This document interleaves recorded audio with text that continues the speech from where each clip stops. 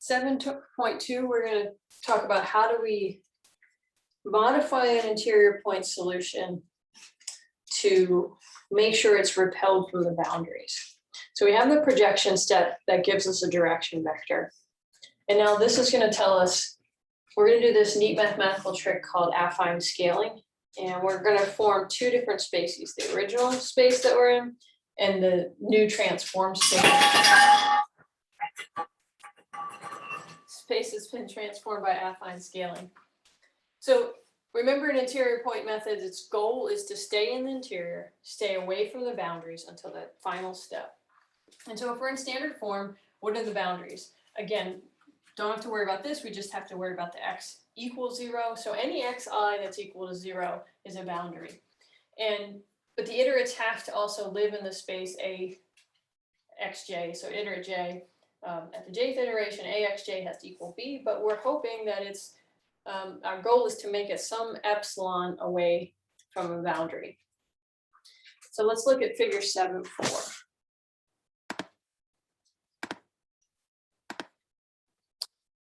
Okay, this is on page 397.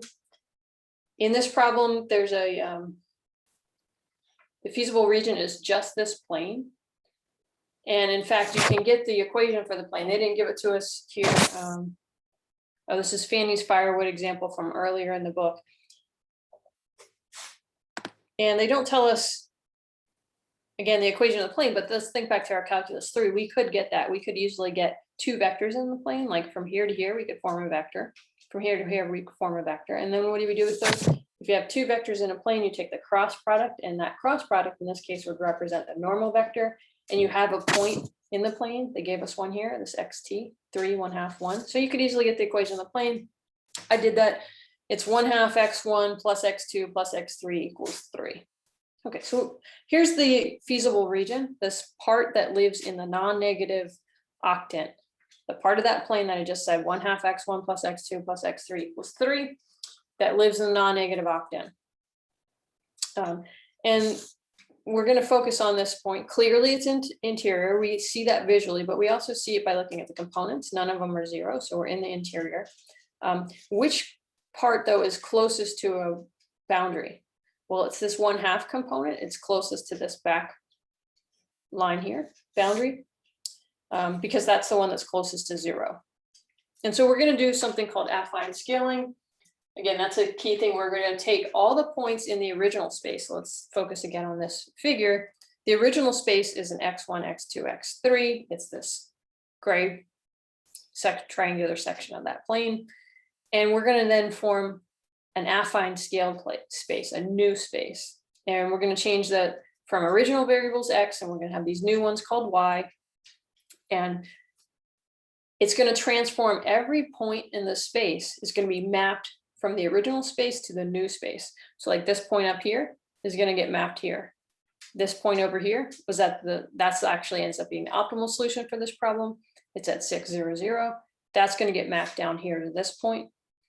y1 equals 2, y2 equals 0, and y3 equals 0.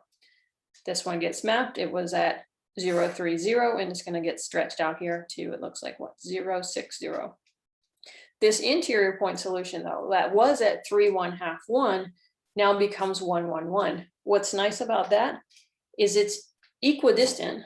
It's like 1/2. We said that 1/2 component was the one that could be problematic because it was close to a boundary. It depends on what your epsilon is. Here, we're going to push things into this new space so that they're all the same distance away from one of our boundaries. Okay, and how do we do that?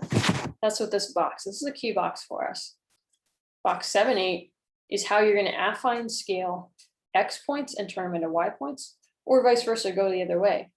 So if I have points x, any vector x that describes a point, like for instance, in the original space, 3, 1/2, 1, I'm going to put that in vector.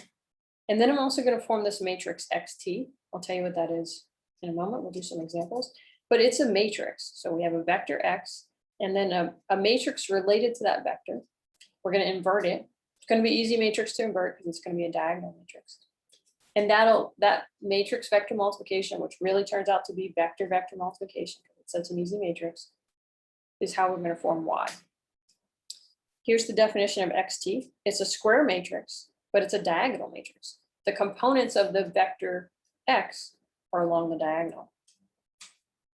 So let's just do some problems. I think this is going to make a lot more sense. Oh, and then this next box says you can go back. Clearly, you can solve this equation in the other direction, solve it for x. I need to hit it with the inverse on the right of x transpose. So I do that also to this side. So x transpose y equals x times x inverse. I'm saying transpose, it's t.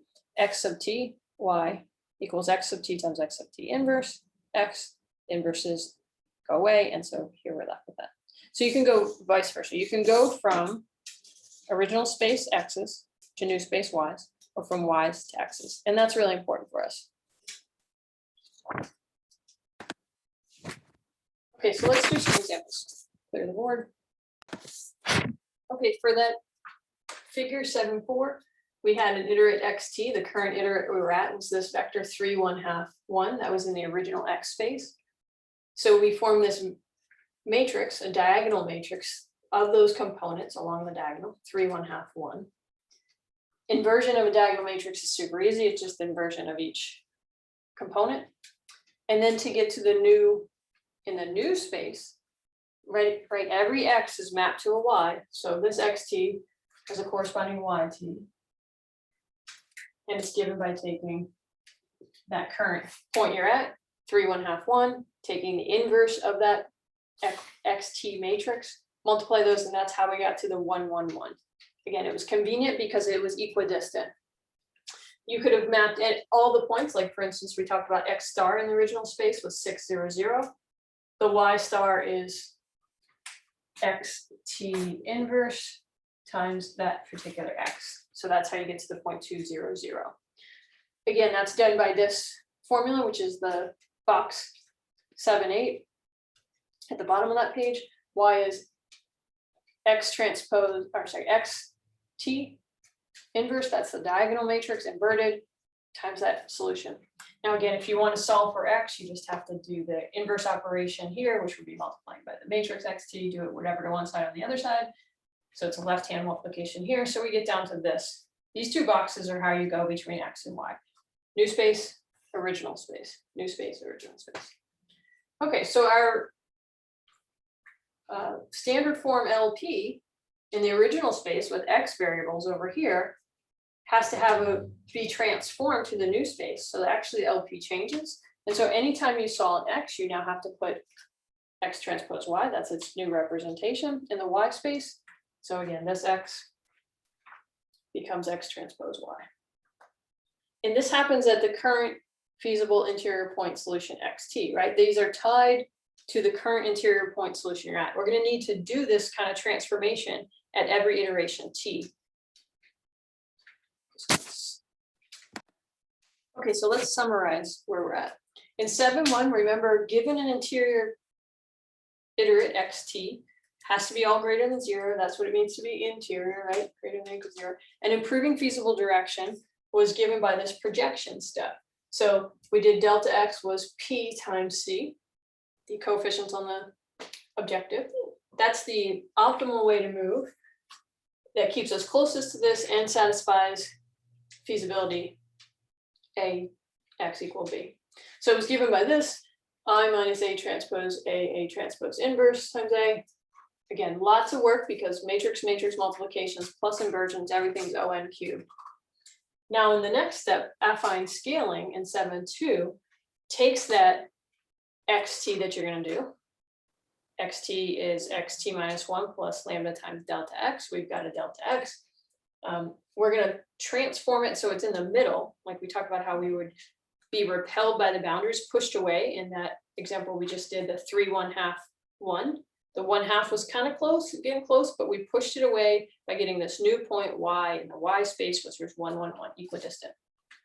But this is going to affect our direction vector, right? And what it means is that you actually should be forming a delta y, which is a projection that is dependent on the iterate you're at, the t, so that's why we put the sub t. And same thing with the c, it should depend on your new space, right? So you need to actually transform everything. So the c vector needs to be transformed depending on the point that you're at. So you're gonna form that XT matrix just like we did before. Same thing on the projection matrix, you need to stick XTs everywhere. So that looks pretty messy. It's a little cleaner maybe in this format. Just form a new matrix AT.